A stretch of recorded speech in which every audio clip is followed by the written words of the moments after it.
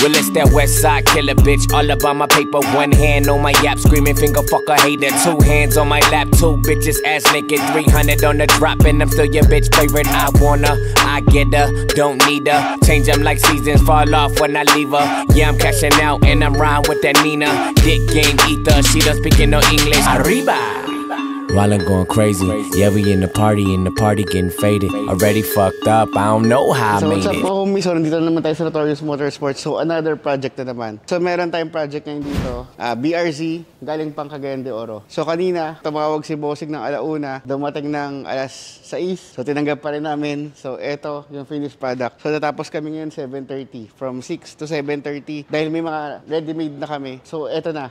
Ito yung finished product. So ito, nilagyan natin siya ng carbon na muffler tip na acrophobic. Tapos gumamit tayo ng dalawang custom muffler na gawa ng Notorious Motorsports. Tapos naka 2.5 inch na piping sa tayo. Tapos ito, naglagay rin tayo ng resonator. So resonator para sa back pressure. Siyempre nilagyan natin ng flange para pagka i-repair natin, madaling baklas-bakasin. Hindi mo kailangan putulin. Kaya tayo may mga flanges. Tapos siyempre nilagyan din natin siya ng flexible pipe para maiwasan natin yung vibration. At nilagyan natin siya ng equal length na headers para magkarambol yung tunog. So tinanggalan natin yung catalytic converter niya. So ito yung ginawa natin ngayon sa pinaka-exhaust niya.